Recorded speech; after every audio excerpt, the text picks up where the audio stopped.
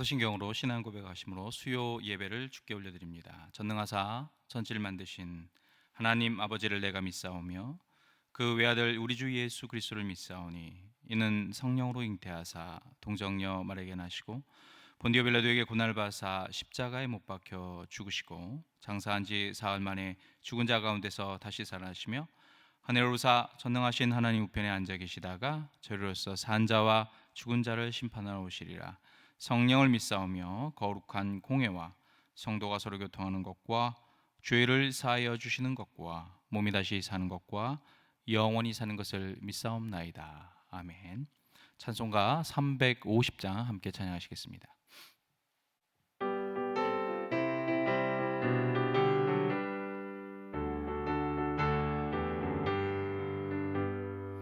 우리들이 싸울 것은 혈기 아니요 우리들이 싸울 것은 육체 아니요 마귀 권세 맞서 싸워 깨쳐버리고 죽을 영혼 살릴 것일세. 한 마음으로 힘써 나가세. 한 마음으로 힘써 싸우세. 악한 마귀 군사들과 힘써 싸워서 승전고를 울리기까지. 우리들이 입은 갑옷 쇠가 아니요 우리들이 가진 검은 강철 아니요 하나님께 받아가진 평화 복음 거룩하신 말씀이로다. 한 마음으로 힘써 나가세. 한 마음으로 힘써 싸우세.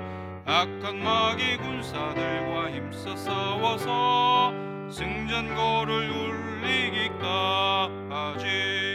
악한 마귀 죄 아무리 강할지라도 우리들의 대장 예수 앞서가시니 주저 말고 용감하게 힘써 싸우세. 최후 승리 얻을 때까지. 한 마음으로 힘써 나가세. 한 마음으로 힘써 싸우세. 악한 마귀 군사들과 힘써 싸워서 승전고를 울리기까지. 죄악 중에 빠진 사람 죄를 뉘우쳐 십자가에 달린 예수 믿기만 하면 위태한 데 빠진 영혼 구원 얻어서 전국 백성 될 것임일세. 한 마음으로 힘써 나가세. 한 마음으로 힘써 싸우세. 악한 마귀 군사들과 힘써 싸워서 승전고를 울리기까지. 기도하겠습니다. 사랑의 하나님, 오늘은 앞으로의 코로나 이후 시대 4년을 이끌어갈 우리 총선일이었습니다. 주님, 하나님이 모시기에 합당한 귀한 리더들이 뽑힐 수 있도록 붙들어 주시고, 또 특별히 무엇보다도 이 어려운 난국과 난제의 시대, 우리가 세상의 논리가 아닌 오직 예수 그리스도를 붙들고 부활하신 예수님이 이 모든 문제의 해답임을 붙들고 나가게 하여 주시옵소서. 고통하고 아픈 자들 주 보혈의 피로 덮어주시고 그들이 온전히 위로받고 다시금 힘을 얻을 수 있도록 붙들어 주옵고, 또 이 땅의 온전한 통치자이고 위정자이신 주만을 바라보게 하여 주옵소서. 코로나 하나님 모든 어려움들 빨리 종식될 수 있도록 붙들어 주시고, 우리 모든 성도님들, 우리의 모든 한국교회와 전세계 교회 주 앞에 나와 함께 예배드리게 하여 주시옵소서. 이 모든 것들이 주님의 손안에 있음을 기억하며 주만을 온전히 바라보게 하여 주시옵소서. 감사합니다. 예수님의 이름으로 기도드립니다. 오늘 하나님께서 주신 말씀은 민수기 24장 10절에서 17절 말씀을 읽도록 하겠습니다. 민수기 24장 10에서 17절까지 말씀을 여러분 각 가정에서 교독하며 나가길 원합니다. 제가 먼저 10절 읽겠습니다. 발락이 발람에게 노하여 손뼉을 치며 말하되 내가 그대를 부른 것은 내 원수를 저주하라는 것이거늘 그대가 이같이 3번 그들을 축복하였도다. 그러므로 그대는 이제 그대의 곳으로 달아나라. 내가 그대를 높여 심히 존귀하게 하기로 뜻하였더니 여호와께서 그대를 막아 존귀하지 못하게 하셨도다. 발람이 발락에게 이르되 당신이 내게 보낸 사신들에게 내가 말하여 이르지 아니하였나이다 하니까 가령 발락이 그 집에 가득한 은금을 내게 줄지라도 나는 여호와의 말씀을 어기고 선악간에 내 마음대로 행하지 못하고 여호와께서 말씀하신 대로 말하리라 하지 아니하였나이까. 이제 나는 내 백성에게로 돌아가거니와 들으소서. 내가 이 백성이 후일에 당신의 백성에게 어떻게 할지를 당신에게 말하리이다 하고 예언하여 이르기를 부올의 아들 발람이 말하며 눈을 감았던 자가 말하며 하나님의 말씀을 듣는 자가 말하며 지극히 높으신 자의 지식을 아는 자 전능자의 환상을 보는 자 엎드려서 눈을 뜬 자가 말하기를 내가 그를 보아도 이때의 일이 아니며 내가 그를 바라보아도 가까운 일이 아니로다. 한 별이 야곱에게서 나오며 한 규가 이스라엘에게서 일어나서 모압을 이쪽에서 저쪽까지 쳐서 무찌르고 또 셋의 자식들을 다 멸하리로다. 아멘. 이 시간 우리 함께 공동의 기도 제목을 놓고 같이 기도하는 시간을 갖도록 하겠습니다. 우리 각 가정에서 여러분 아멘으로 화답해 주시기 바랍니다. 첫째, 교회 공동의 기도 제목, 한국교회가 부활의 복음으로 민족을 치유하고 열방의 소망이 되게 하소서. 둘째, 코로나19 치료제와 백신이 속히 개발되고 정부와 기업과 개인이 힘을 합하여 경제 위기를 극복하게 하소서. 셋째, 4.15 총선을 통해 국민을 섬기고 사회적 약자를 돌보며 청렴하고 지혜로운 국회의원들이 선출되게 하소서. 우리 간절히 기도하며 나갑니다. 기도하겠습니다. 사랑의 하나님, 붙들어 주시고 인도하여 주옵소서. 우리의 간구를 들어주시고 인도하여 주옵소서. 오늘은 앞으로 코로나 이후 시대, 어둠의 시대 또 환란의 시대를 이끌어갈 우리의 리더를 뽑는 날입니다. 주님, 주의 보시기에 합당한 자들이 뽑힐 수 있도록 붙들어 주시고 정말로 진정 국가를 사랑하고 소외된 자를 바라보며 나라를 사랑하는 진정 그러한 위정자들이 뽑힐 수 있도록 붙들어 주옵소서. 한국교회 부활의 이 복음의 소식, 전국적으로 모든 해결자는 오직 예수 그리스도밖에 없으며 이 땅 가운데 진정한 통치자 메시아는 예수밖에 없음을, 그래서 예수 그리스도에게 우리 한국교회와 모든 전 세계 인류가 소망을 둘 수 있도록 붙들어 주시옵소서. 고통을 당하고 어려움을 당한 수많은 코로나의 확진자들, 또 고통하는 모든 가정들을 축복하시고 이로 인해 경제적인 어려움이 있는 가정들과 사업장을 기억하시고 위로하여 주시옵소서. 사랑의 하나님, 온전히 주만을 바라봅니다. 오직 예수 그리스도만이 이 땅의 진정한 통치자와 주관자가 되시며, 그리고 우리는 이 모든 역사의 주인이 예수 그리스도임을 바라보며 그분에게만 소망을 둘 수 있도록 붙들어 주옵소서. 오늘 4.15 총선, 하나님이 보시기에 아름답고 합당하며 진정 나라와 민족을 사랑하고 진정 소외된 자를 위해 열심히 애쓰고 힘쓸 그러한 귀한 일꾼들이 뽑히게 하여 주시옵소서. 무엇보다도 코로나가 빨리 종식되고 백신이 개발되고 또 이를 통해 고통하고 있는 모든 전 인류의 아파하는 자들을 친히 위로해 주시고 그들에게 구원의 손길을 허락하여 주옵소서. 감사합니다. 예수님의 이름으로 기도드립니다. 우리 각 가정에서 우리 옆 사람 가족들과 한번 인사했으면 합니다. 예수 그리스도가 해답입니다라고 한번 인사할까 합니다. 예수 그리스도가 해답입니다. 오늘은 여러분 같이 기도한 대로 21대 국회의원 선거 날이죠. 이제 이미 투표가 종료되었습니다. 어느 때보다 중요한 총선이 될 것 같아요. 왜일까요? 코로나 이후의 시대, 우리는 정말로 불확실성의 시대를 이제 살아가게 될 것입니다. 그러한 세상 속에서 이 한국 사회를 이끌어갈 정말 책임 있는 무거운 책임을 짊어진 그런 일꾼을 뽑아야 되는 날이기 때문이겠지요. 대한민국은 코로나 이후에 매우 중요한 기로에 아마 설 것이라고 세계 많은 석학들도 이 얘기를 합니다. 여러분, 오늘도 정말로 전 세계에서 가장 모범이 될 수 있는 정말로 총선거가 전 세계에서 코로나 이후에 처음으로 한국에서 시작됐다는데 의미를 두고 있습니다. 대부분 나라에서는 중요한 지방선거나 또 대통령 경선을 다 미룬 상태이지요. 그만큼 전 세계는 어느덧 한국을 주목하고 있습니다. 코로나 이후에 한국은 새로운 시대의 기존의 질서를 뛰어넘는 우리가 기회를 선점할 수 있느냐, 아니면 여전히 이 기회를 놓치게 된다면 기존의 강대국의 질서에 따라 그저 끌려가는 그러한 상황으로 또다시 이어질 수 있다는 것이지요. 여러분 알겠지만 인류의 역사는 우리는 크게 인류의 역사를 두 개로 양분을 합니다. 바로 그것은 다름이 아니라 기원 전과 기원 후죠. 여러분 기원 전 BC라고 하죠. 바로 이것은 뭐죠? 비포 크라이스트, 예수님이 탄생하기 이전 시대. 그리고 예수님이 탄생한 이후인 AD, 기원 후입니다. 아노 도미니라는 단어를 쓰죠. 예수 그리스도의 해라고 얘기를 하지요. 자, 인류 역사 양분하는 기준이 바로 예수님의 탄생 시점이에요. 예수님을 메시아로 믿던 안 믿던 전 인류는 역사의 기원을 예수님의 탄생으로 나누는 것은 매우 중요한 의미를 갖고 있습니다. 그런데 여러분 많이 들어보셨을 거예요. 전 세계를 강타한 이 코로나의 영향은 실로 어마어마해서 코로나 이전 시대와 코로나 이후 시대로 나눠서 이렇게 얘기를 하죠. BC와 AC로 나눈다고 하죠. 비포 코로나, 애프터 코로나. 코로나 이전과 코로나 이후의 시대에 그만큼 엄청난 변화가 전 인류와 우리 모든 민족을 아마 그 속으로 몰아넣게 될 것이라는 이야기입니다. 오늘 저는 여러분과 함께 민수기 말씀으로 여러분과 함께 가고자 합니다. 오늘 우리가 읽은 본문은 민수기 24장을 읽었어요.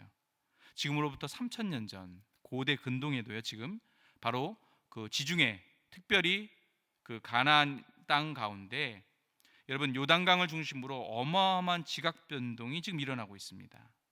오늘날의 이 코로나처럼 삽시간에 거대한 물결이 고대 근동을 지금 뒤집어 엎고 있지요. 기원전 13세기 경입니다. 지금으로부터 거의 3000년 경인데요.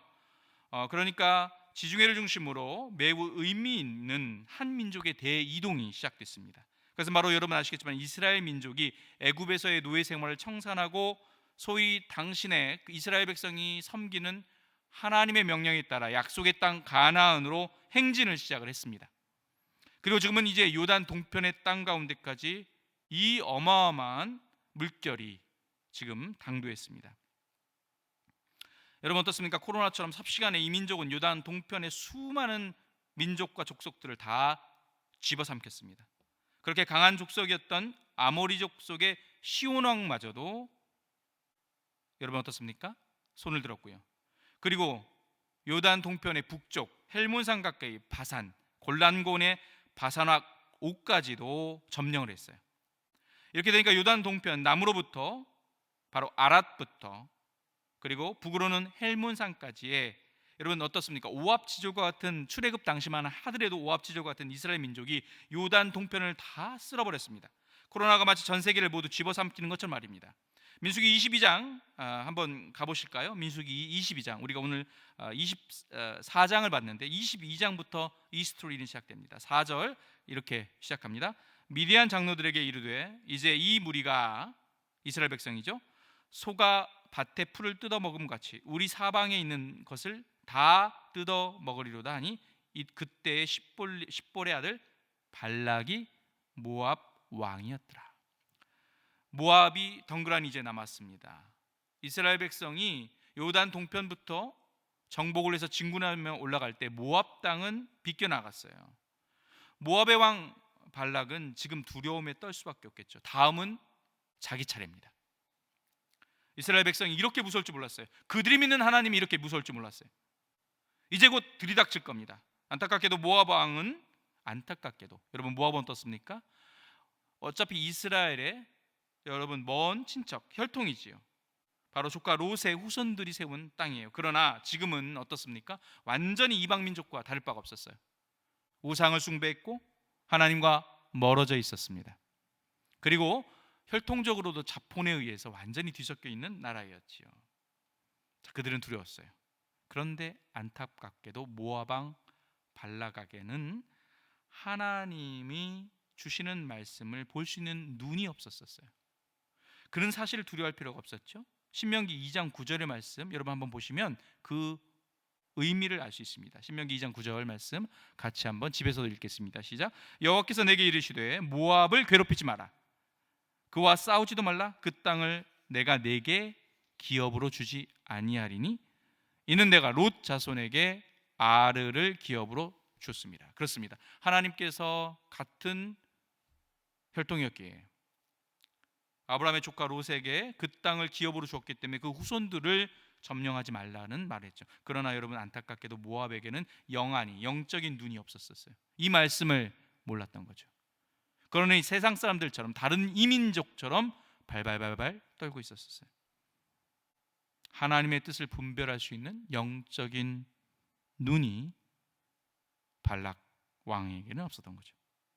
사랑하는 성가족 여러분, 우리도 혹시 모압 왕 발락처럼 이 하나님이 주신 영적인 안경이 있음에도 불구하고, 영적인 눈을 볼 수 있는 안경이 있음에도 불구하고 혹시나 맹인이 되어서 이 어마어마한 코로나 소용돌이 속에서 세상 사람들의 판단과 분석에 혹시 질질 끌려가고 있지는 않으십니까? 자, 오늘 모압 왕 발락은 결국 두려움에 휩싸여서 궁여지책으로 대안을 제시합니다. 급하게 만들어내요.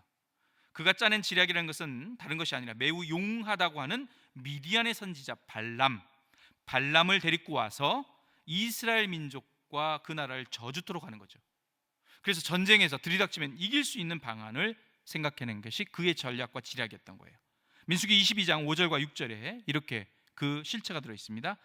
그가 사신을 부올의 아들 발람의 고향인 강가 부돌에 보내요. 발람을 부르매, 선지자 발람을 부릅니다. 이르되 보라, 한 민족이, 이스라엘 백성이 애굽에서 나왔는데 그들이 지면에 덮여서 우리 맞은편에 거주하였고 우리보다 강하니 청하건대 와서 나를 위하여 이 백성을 저주하라. 내가 혹 그들을 쳐서 이겨 이 땅에서 몰아내리라. 그대가 복을 비는 자는 복을 받고 저주하는 자는 저주를 받을 줄을 내가 알미니라. 능력 있는 선지자 발람을 불러서 그가 이스라엘 백성을 저주케 하면 자기네들은 살아남을 수 있다는 생각을 가졌던 거예요. 자, 안타깝습니다. 발락, 그의 방법은 세상적인 방법론이었어요. 자, 말씀드렸는데 오늘도 모압 왕 발락과 같은 존재들이 있습니다. 발락과 같은 존재, 바로 이것은 세상 가운데 권력을 쥐고 있는 세상의 권력자들이죠. 하나님을 잘 알지는 못합니다. 세상의 정치 지도자들도 이번 코로나19를 통해서 보더라도 더욱 우리 하나님의 백성, 우리 교회와 성도를 사실은 압박을 해왔어요. 여러분 기억하시죠? 과거 초대교회, 로마 시대, 로마 제국이 여러분 초대교회에 박해와 핍박을 가했습니다. 그러나 지금 세상의 권력을 가진 자들은 그 당시의 생명의 위협보다, 핍박보다 훨씬 더 교묘하고 전략적인 방법을 여러분 사용하고 있어요. 왜요? 믿는 자들도 우리도 항변할 수가 없도록 만드는 거죠. 이 발락과 같은 세상 권력 뒤에 여러분, 우리는 사탄이 있다는 사실을 절대로 잊어서는 안 됩니다. 여러분, 이것은 영적인 전쟁이에요. 이것은 바로 영적 전쟁이죠. 여러분, 사회적 거리두기도 맞습니다. 당연히 우리가 지당 사회적 거리두기를 해야 되죠. 집단 감염을 피해야 되니까. 그러나 분명한 것은 뭐죠? 이 사회적 거리두기를 통해서 우리 성도 간의 거리감이 생기고 있는 것은 어쩔 수 없는 사실이죠. 또 보이지 않는 성전인 성도, 예수 그리스도를 통한 성도들의 교제와 코이노니아의 가운데도 여러분 균열이 가는 것도 또한 부인할 수 없는 사실이죠. 저는 분명히 어떻습니까? 우리 교회도 국가의 방역 정책에 교회도 반드시 따라야 된다는 것을 반대하지 않아요. 적극적으로 교회도 협조를 하는 것이 맞지요. 그런데 안타까운 것은 모든 언론들이 가만히 한번 여러분 보시기 바랍니다. 세상의 권력을 잡은 수많은 권력자 중에 하나가 바로 언론들인데, 예외 없이 타 종교들, 불교나 천주교는 적극적으로 사회적 거리두기를 잘하고 있는데 유난히 우리 기독교가 비협조적인 것처럼 그렇게 비추어서 그렇게 언론이 써내려가는 것을 많이 봤을 겁니다. 그때마다 참으로 마음이 아프고 안타까운 심정이 드는 것은 어쩔 수 없었습니다. 그리고 또 어떻습니까? 이단과 정통에 구분하지 않고 그냥 다 뭉뚱그려서 교회라고 지칭을 하죠. 자, 이 신문 여러분 지난번 설교 때도 한번 소개해드린 거였죠. 세상의 권력, 그 중에 핵심이 되는 언론사들, 대부분의 이 세상의 권력자들은 정치인들도 언론사들도 바로 여러분 어떻죠? 신천지에 대해서 손을 잡았었고, 여러분 그들이 돈을 갖다 주면 정말로 전면 광고를 올렸었죠. 먼저 여러분 경기일보를 아까 먼저 한번 보시면 여러분 그대로 신천지를 평가합니다. 종교개혁 완성판 신천지 교회, 침체된 기독교 대안으로 급부상하고 있다라고 여러분 어떤 언론사가 이렇게 대서특필을 했죠. 신천지에게 돈을 받고 그들이 원하는 제목으로 고스란히 세상 권력은 올려줍니다. 중앙일보도 여러분 죄송합니다만 이렇게 돼 있죠. 수많은 대부분 주요 일간지들이 하나님의 통치하시는 원년 선포, 실상 복음 대세화의 첫발을 신천지가 내디뎠다라고 이렇게 공개적으로 또한 이야기를 합니다.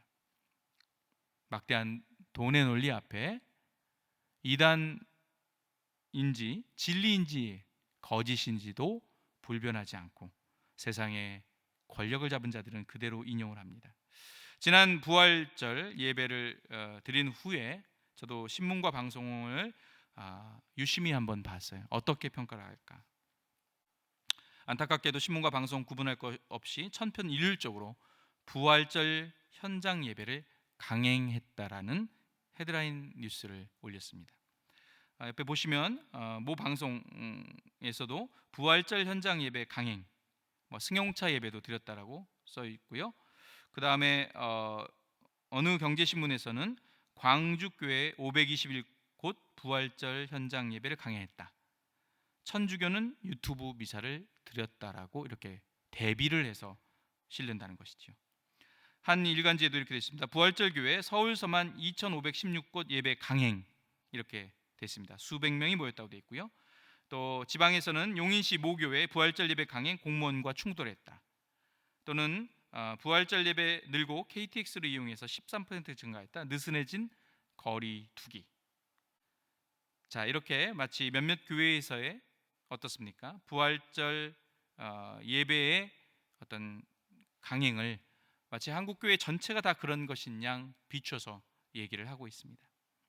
또한 몇몇 교회에서 여러분 기억하시지만 집단 감염이 나옴으로 인해서 세상 권력의 한국교회 전체를 향한 영적인 공격 앞에서 우리도 아무 변명하지 못하고 속수무책으로 있을 수밖에 없었던 안타까운 심정도 여러분도 아마 느끼셨을 거라고 생각합니다. 특히나 기독교에 있어서 가장 중요한 말씀드렸던 이 부활절 예배, 말씀드린 대로 수많은 우려와 부정적인 목소리가 지배적이었고요. 바로 사회적 거리두기가 해이해지고 느슨해진 증거로 예배 현장 예배를 강행한 것이 이렇게 대부분 언론 가운데 비춰지고 있는 모습이었습니다. 사랑하는 홍성가족 여러분, 이것이 마치 모아방 발락과 같은 세상 권력을 이용해서 교회를 공격하는 사탄의 무서운 관계가 숨겨져 있다는 것을 여러분 우리는 직시해야 합니다. 우리는 겉으로만 보이는 현상에 세상 사람들처럼 매몰되어서는 안 될 것입니다. 여러분 요한계시록 13장의 말씀 4절 그리고 7절 8절 말씀이 있는데요. 한번 같이 읽어보도록 할까요? 제가 읽겠습니다. 4절입니다. 요한계시록 13장 용이 짐승에게 권세를 주므로 용에게 경배하며 짐승에게 경배하여 이르되 누가 이 짐승과 같으랴 누가 능히 이와 더불어 싸우리요 하더라. 7절 또 권세를 받아 성도들과 싸워 이기게 되고 각 족속과 백성과 방언과 나라를 다스리는 권세를 받으니 죽임을 당한 어린 양의 생명책의 창세 이후로 이름이 기록되지 못하고 이 땅에 사는 자들은 다 그 짐승에게 경배하리라. 여기서 요한계시록 13장에 이 그 영적 전쟁, 영적 전투의 4절을 보시면 용이라고 되어 있습니다. 붉은 용은 사탄을 여러분 비유하지요. 그리고 짐승, 여기서는 바로 바다 짐승을 얘기합니다. 그것은 세상 권력자들입니다. 여러분 한 가지 여러분의 도움을 주시기 위해서 여러분 이해를 돕기 위해서 도표를 보여드리면 이렇게 되어 있습니다. 요한계시록의 13장에 붉은 용이 등장합니다. 붉은 용은 바로 사탄과 마귀이죠. 그리고 발람과 발락, 대변되는 이 삼각구도가 바로 악의 삼위일체라고 할 수 있어요. 발람은 어떻습니까? 거짓 선지자나 이단이라고 할 수 있어요. 거짓 선지자와 이단. 계시록 13장에는 여러분 오늘 방금 전에 봤지만 땅의 짐승이라고 되어 있어요. 발람을요. 그리고 모압 왕 발락은 세상 권력을 잡은 자들, 정치와 언론과 수많은 또한 기업들도 해당될 수 있습니다. 계시록 13장엔 바다의 짐승이라고 되어 있습니다. 세상 권력을 잡은 자, 바다의 짐승. 방금 전에 우리가 읽었던 요한계시록 13장의 4절, 바로 7절에 보면 용이 바다 짐승의 권세를 받습니다. 그러니 발람과 발락이 이렇게 사탄과 마귀가 그들에게 권세를 주고 이 땅 가운데 그들은 우리를 끊임없이 영적으로 공격하고 해하려고 한다는 사실을 기억하시기 바랍니다. 이번 코로나는 더욱더 철저하고 교묘해진 진화된 수법으로 한국교회와 성도들의 목을 조르고 있는 모습들을 볼 수 있습니다. 영적인 눈으로, 성경의 눈으로 사탄의 하수인의 역할을 감당하고 있는 세상 권력을 여러분 직시하시고 세상 사람과 똑같은 세상의 눈으로 이 사태를 보지는 마셨으면 합니다. 영적인 눈으로, 영적인 시야로, 영적 전투의 현장을 더욱더 제대로 직시하셔서 여러분 사탄 마귀에 속지 않는 진정한 그리스도인들을 다 되시기를 주의 이름으로 간절히 축원합니다. 자, 이제 여러분 어떻습니까? 발락을 말씀드렸죠. 세상의 권력자들, 요한계시록 13장의 바다의 짐승이었는데요. 이번에는 바로 거짓 선지자 발람을 한번 여러분과 주목해 볼까 합니다. 민수기 22장 6절을 보시면 발람은 발락의 제안에 넘어가고 말지요. 그 이유는 간단합니다. 과연 거짓 선지자 이단 발람, 그를 대표하는 발람의 모습, 그는 왜 발락의 그 제안을 수용했을까요? 민수기 22장 6절 극명하게 드러납니다. 우리보다 강하니 청하건대 와서 나를 위하여 이 백성을 저주하라. 발락이 발람에게 제안합니다. 내가 혹 그들을 쳐서 이겨 이 땅에서 몰아내리라. 그대는 복을 비는 자는 복을 받고 저주하는 자는 저주를 받을 줄을 내가 알미니라. 그대가 복을 비는 자는 복을 받고, 발람은 그 정도로 능력이 있다라고 지켜세웁니다. 발락이요. 당신이 복을 비는 자는 복을 받을 것이고 당신이 저주하는 자는 저주를 받을 것이라고 그를 한껏 지켜세우죠. 결국 발람은 이 발락에 여러분 세상적 영광이 도취되어 그리고 그의 제안을 받아들입니다. 이 거짓 선지자 발람은 인정에 대한, 칭찬에 대한 욕구, 하나님의 영광의 자리에 자기가 앉는 욕구에 그만 넘어가고 말지요. 이단들도 여러분 마찬가지 아닙니까? 신천지 이만희, 그리고 이번에 또 조명을 받은 만민중앙교회 또한 그 교회도 마찬가지죠. 교주들이 하나님의 자리에 영광을 자기가 가로채 버립니다. 자, 그리고 이제 거짓 선지자 발람, 두 번째 그의 제안을 받아들인 이유가 나옵니다. 그건 민수기 22장 이어서 7절이죠. 바로 그것은 물질, 만몬, 돈이었던 거죠. 7절 이렇게 되어 있습니다. 모압 장로들과 미디안 장로들이 손에 복채를 가지고 떠나 발람에게 이르러 발락의 말을 그에게 전하매. 자, 돈입니다. 복채. 결국 발람은, 거짓 선지자들은 돈에 눈이 어두웠죠. 오늘날 이단도 마찬가지죠. 그들은 수많은 재산을 축적합니다. 그리고 종국적으로 그 돈을 때문에 그 이단의 세력들을 유지하는 경우를 많이 보게 되죠. 베드로 후서와 유다서에 분명하게 발람이 왜 발락의 꾀임에 제안에 넘어갔는지 명확하게 물질임을 이야기하고 있는 구절이, 근거가 있습니다. 베드로서 2장 15절 말씀 이렇게 되어 있습니다. 한번 보실까요? 그들이 바른 길을 떠나 미혹되어 부올의 아들 발람의 길을 따르는도다. 그는 불의의 삭슬 사랑하다가. 그렇습니다.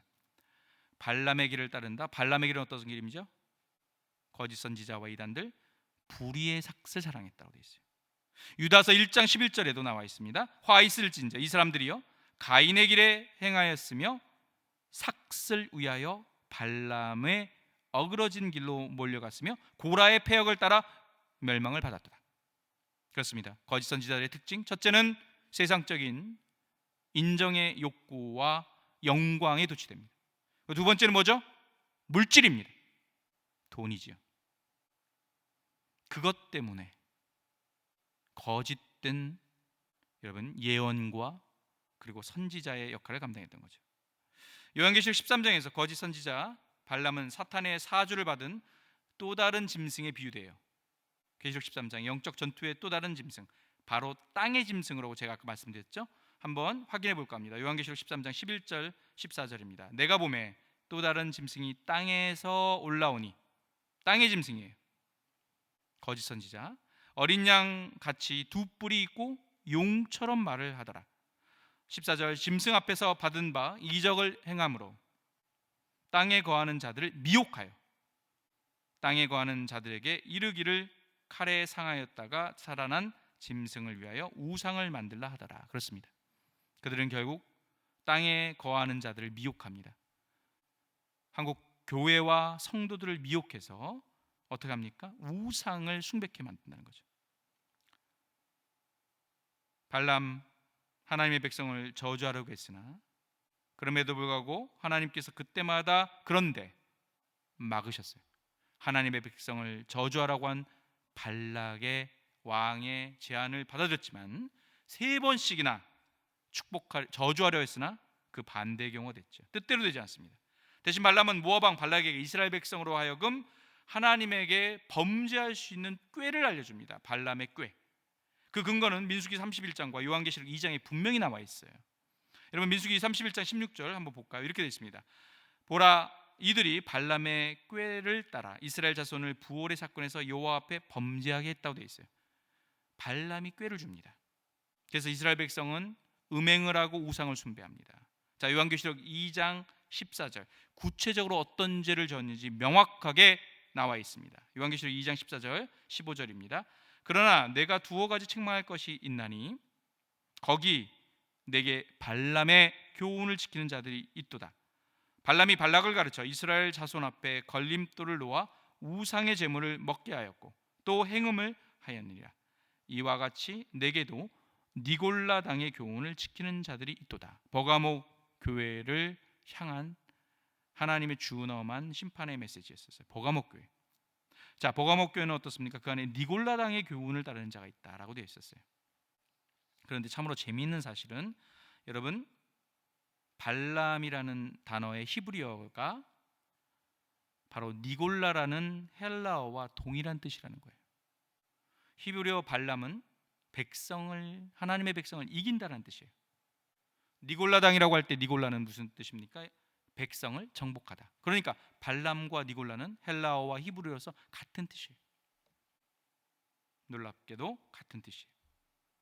구약의 발람의 역할과 신약의 초대교회의 니골라의 역할, 니골라당의 역할은 거짓 선지자로서 하나님의 백성과 교회를 현혹시키고 없애는 역할을 한다는 것이죠. 민수기 25장 마침내 하나님의 심판이 그래서 하나님의 득죄함으로 인해서 백성에게 임합니다. 바로 25장 3절과 9절 이렇게 되어 있습니다. 이스라엘이 바알 부올에게 가담한지라 여호와께서 이스라엘에게 진노하시니라. 9절 그 연병으로 죽은 자가 2만 4천 명이었더라. 결국 안타깝게도 거짓 선지자 발람의 꾀에 넘어가서 하나님의 백성들이 죄를 짓고 말아요. 그리고 전염병이 들어서 2만 4천 명이 죽고 맙니다. 그래서 연병이라는 단어는 히브리어 마게 파라는 단어를 쓰는데 힘껏 때리다 죽이다. 하나님께 죄를 졌기 때문에 이것은 분명히 심판을 받은 거예요. 죄로 인한 심판. 명확한 구도이죠. 이 또한 그러나 우리는 잃어버리지 말아야 될 것은 악의 삼위일체 발람과 거짓 선지자 발락, 세상의 권세를 잡은 자들 이면에 사단과 마귀가 그들을 꾀어 하나님의 백성과 자녀들과 교회를 무너뜨리려는 영적 전쟁의 구도라는 사실을 여러분 기억하셔야 합니다.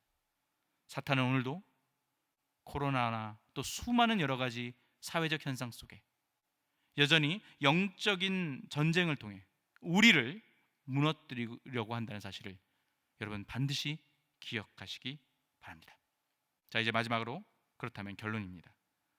바로 코로나 이후 시대, 애프터 코로나 시대, 그렇다면 교회와 성도는 우리는 어떻게 해야 하겠습니까? 사탄에게 악의 삼위일체이며 사탄이 할 수 있는 발람과 발락에게 주님의 교회와 하나님의 백성은 결국 죄를 짓고 무너지는 것처럼 그렇게 끝나는 것처럼 보일 수 있습니다. 그러나 절대로 주님의 교회는, 성도는 결단코 패하지 않습니다. 악의 삼위일체를 박살낼 의인이 오늘 등장합니다. 그는 다름 아니라 레위 지파의 비느하스가 바로 등장하죠. 의로운, 바로 악으로 물든 이스라엘 백성과 그리고 득죄를 하고 있는 그 민족을 그는 분연히 일어나서 심판합니다. 민수기 25장 7절과 8절의 말씀 한번 볼까 합니다. 제사장 아론의 손자 엘르아살의 아들 비느하스가 보고 회중 가운데 일어나 손에 창을 들고 그 이스라엘 남자를 따라 그의 막사에 들어가 이스라엘 남자와 그 여인의 배를 꿰뚫어서 두 사람을 죽이니 연병이 이스라엘 자손에게 그쳤더라. 비느하스는 도저히 볼 수가 없었어요. 이방 족속 여인들과 제사를 지내기 전에 행음을 하고 바알부올에 제사를 지내고 그리고 그 전에 사전의식으로 성적 관계를 갖는 모습을 보고 비느하스는 분연히 일어납니다. 바로 한 의인이 여호와의 눈에 보기에 시기심과 질투심으로 불이르는 비느하스가 의연하게 일어나 이 문제를 나서게 됩니다. 그렇습니다. 오늘날도 역시 마찬가지입니다. 한국교회 성도들에게 필요한 것은 바로 이 비느하스와 같은 자세이지요. 악을 보고도 가만히 있는 것이 아니라, 또는 세상과 그리고 여호와 하나님의 공의 가운데 어정쩡한 양다리를 거치는 것이 아니라 명확하게 하나님의 편에 서고 하나님에게만 소망을 두고 문제가 있는 악에 대해서 분연하게 일어날 수 있는 비느하스의 자세가 우리에게도 필요한 것입니다. 발람처럼 세상적인 탐욕과 쾌락을 위해, 영광을 위해, 자기의 영광을 위해, 자기의 돈을 위해, 자기의 유익을 위해 그렇게 양다리를 걸치는 것이 아니라 오직 하나님만을 사랑하는 비느하스, 불의하게 단호하게 대처했고요. 영적 분별력을 잃고 세상 소리에 여러분 그렇게 혹된 그는 마침내 죽게 된다는 사실을 여러분 기억하시기 바랍니다. 코로나 이후 세상 과연 어떻게 바뀔지에 대해서 아주 유명한 저명한 미래학자 짐 데이터라는 하와이대 교수, 지금 87세의 고령이신데요, 미래학자의 대북격이라고 할 수 있는 이분에게 전 언론이 그의 입에 주목을 했습니다. 교수님, 코로나 이후 시대 세상은 과연 어떻게 바뀔까요? 여러분, 그는 뭐라고 대답했을까요? 참으로 어처구니 없었습니다. 그의 대답은 이거였습니다. 미래는 예측할 수 없습니다. 미래는 예측할 수 없습니다. 수많은 사람들이 소위 한 말씀을 기대했건만 참으로 허망한 대답이었겠죠. 그러나 사랑하는 홍성가족 여러분, 전 세계 가장 유명한 석학 중에 한 사람도 예측할 수 없는 코로나 이후에 전 인류가 여러분 나가야 될 방향을 유일하게 우리 그리스도인들은 우리는 영적인 눈이 있어서 예측할 수 있겠지요. 오늘 본문 민수기 24장 17절에 저명한 미래학자도 예측할 수 없었던 것을 우리는 이 본문을 통해서 확인할 수 있죠. 민수기 24장 17절 말씀 같은 목소리로 읽겠습니다. 시작. 내가 그를 보아도 이때의 일이 아니며 내가 그를 바라보아도 가까운 일이 아니로다. 한 별이 야곱에게서 나오며 한 규가 이스라엘에게서 일어나서 모압을 이쪽에서 저쪽까지 쳐서 무찌르고 또 셋의 자식들을 다 멸하리로다. 야곱에게서 나오는 한 별, 한 규가 이스라엘에게서 일어날 것이라는 그런 예언입니다.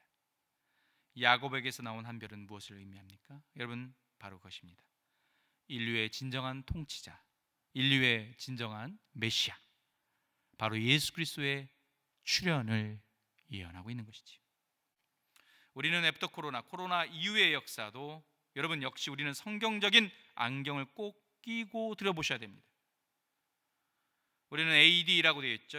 기원 후 아노 도미니, 바로 그것을 AD 예수 그리스도의 탄생 이후라는 기준점을 보았던 것처럼 그 예측의 중심점에 우리는 오직 예수 그리스도가 반드시 있으셔야 합니다. 시대가 악하고 그리고 전혀 예측할 수 없는 그런 불확실한 시대가 곧 우리에게 더 큰 파고가 아마 닥쳐올 것입니다. 우리는 과정이 어떻게 펼쳐지고 전개된다 할지라도 그 결론은 너무도 잘 알고 있기 때문입니다. 바로 인류의 모든 역사는 예수 그리스도로 귀결될 수밖에 없다는 것을 여러분 기억하시기 바랍니다. 세상 사람들의 역사를 BC와 AD로 나누는 기준이 예수 그리스도의 탄생이라는 사실을 인정하고 있습니다. 코로나가 아무리 맹위를 떨치고 전 세계가 완전히 뒤바뀌어 놓은 계기가 되었다 하더라도 여전히 변하지 않는 진리가 있다면 그것은 바로 예수 그리스도가 되신다는 사실입니다. 계시록 2장 17절 말씀을 한번 볼까요? 같이 큰 목소리로 읽겠습니다. 시작. 귀 있는 자는 성령이 교회들에게 하시는 말씀을 들을지어다. 이기는 그에게는 내가 감추었던 만나를 주고 또 흰 돌을 줄 터인데 그 돌 위에 새 이름을 기록한 것이 있나니 받는 자밖에는 그 이름을 알 사람이 없느니라. 흰 돌을 받게 된다고 합니다. 흰 돌은 누가 받습니까? 신앙을 끝까지 고수하고 신앙을 끝까지 지킨 승리자에게 주어지는 상급이 흰 돌이에요. 근데 그 흰 돌에 새 이름을 새겨준답니다. 새 이름은 뭡니까? 예수 그리스도의 이름인 것입니다. 그러나 그 이름을 세상 사람들은 전혀 알 수 없다고 얘기합니다. 끝까지 죽을 때까지 믿음을 변질하지 않고 지킨 신앙인에게 주어지는 그 흰 돌에 예수 그리스도의 이름이 아로 새겨져 있다는 사실입니다. 사랑하는 성가족 여러분, 전 세계를 죽음의 공포로 몰아넣고 있는 이 코로나를 극복하기 위해 전 세계 모든 민족과 정부는 나라는 정말로 안간힘을, 인간의 힘을 안간힘을 쓰고 있습니다. 그리고 전 인류를 강타하고 있는 코로나 이후에 급격한 변화에 대한 수많은 예측도 쏟아지고 있습니다. 분명하게 코로나 이후 애프터 코로나 시대 전 인류의 삶은 어마어마한 지각 변동이 생길 것이 분명합니다. 그런데 이 커다란 지각 변동에 대한 바른 예측과 바른 해석이 가능하기 위해서는 여러분, 전 인류의 통치자이고 전 인류의 구원자이신 예수 그리스도를 우리는 반드시 그를 통해 바라봐야 된다는 것이죠. 인류의 역사는 여러분 AD와 BC 단순히 그렇게 되는 것도 아니고, 그리고 코로나 이전과 코로나 이후로 나는 것이 아니라 인류의 역사는 창조와 탈옥과 구속의 관점으로 지켜보고 바라봐야 됩니다. 진정한 메시아 주관자신 예수 그리스도를 온전히 바라봐야만이 인류 역사의 미래를 제대로 예측할 수 있음을 여러분 우리는 믿으시기 바랍니다. 세상 사람들의 시각과 세상 사람의 예측과 세상적인 방법론의 눈에 기웃거리지 마시고 오늘 성경의 말씀 가운데 있는 예수 그리스도, 정말 흰돌 가운데 새겨진 그 새 이름을 통해 흔들리는 전 세계, 정말로 세계적 사건 속에서도 온전히 주 예수 그리스도만을 붙들고 절대로 흔들림 없이 이 영적 전쟁에서 승리하시는 여러분 다 되시기를 주님의 이름으로 간절히 축원합니다. 기도하겠습니다. 사랑의 하나님, 오늘은 이 땅을 코로나 이후의 시대를 이끌어갈 4년의 일꾼을 뽑는 중요한 세상 권력을 뽑는 시간입니다. 주님, 코로나 이후에 수많은 격변과 또 불확실성으로 수많은 인류와 사람들은 많은 예측과 또한 두려움이 공감하고 있습니다. 주님, 우리 성도님들, 우리 홍성의 가족들은 그럼에도 불구하고 영적인 영안을 갖고 이 영적 전투의 전쟁의 구도 속에서 이 모든 문제를 사단과 마귀가 흔들고 있으며, 그럼에도 불구하고 우리가 무엇을 하며 어떻게 승리해야 될지에 대해서 오늘 말씀을 통해 온전히 바라보게 하여 주옵소서. 세상적인 권력인 발락과 또 거짓 선지자 발람에 현혹되는 것이 아니라 오직 우리의 진정한 메시아 구주신 예수님만을 붙들고 승리하는 우리 모두가 될 수 있도록 붙들어주고 역사하여 주시옵소서. 감사합니다. 예수님의 이름으로 기도드립니다. 찬송가 352장 함께 찬양하심으로 예배를 마치겠습니다.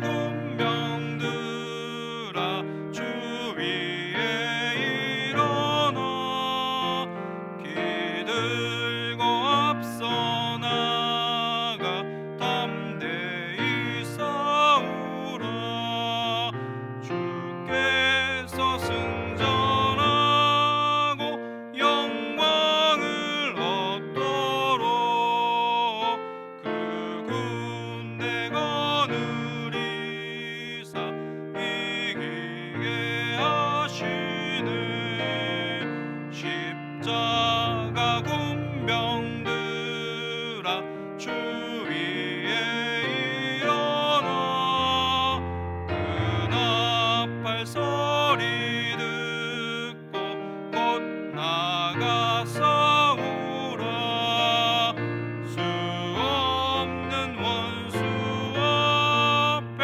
주 따라갈 때면 주 예수 힘을 주사 강하게 하시네 십자가 군병들아 주 위에 일어나 내 힘이 부족하니 주 권능 믿으라 복음의 갑주 입고 늘 기도하면서 너 맡은 자리에서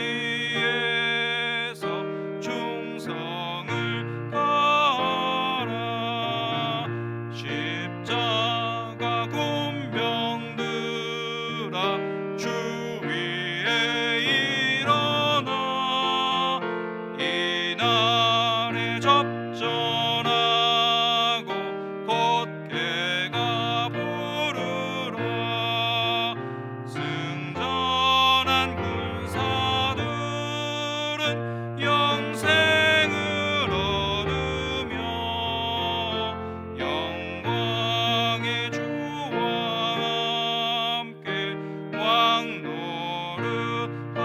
왕노릇하리라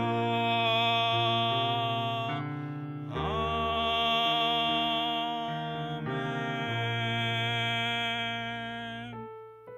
이제 우리 같이 기도합시다. 이 작금의 모든 사태, 정말 초유의 사태라고 하고 세기적 사태라고 불릴 만한 어마어마한 상황, 사건. 여러분, 사랑하는 우리 홍성가족 여러분은 이 문제를 어떻게, 이 상황을 바라보고 계십니까?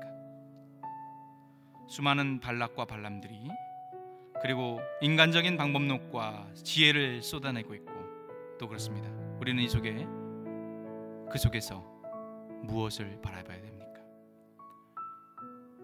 코로나 이전과 코로나 이후의 시대로 나눌 것 같은 엄청난 파급력을 발행하고 있는 이 코로나, 전 세계 수많은 210개국이 넘는 수많은 나라 가운데 200만에 가까운 환자들과 그리고 20만이 넘는 사망자들이 발생하고 있습니다.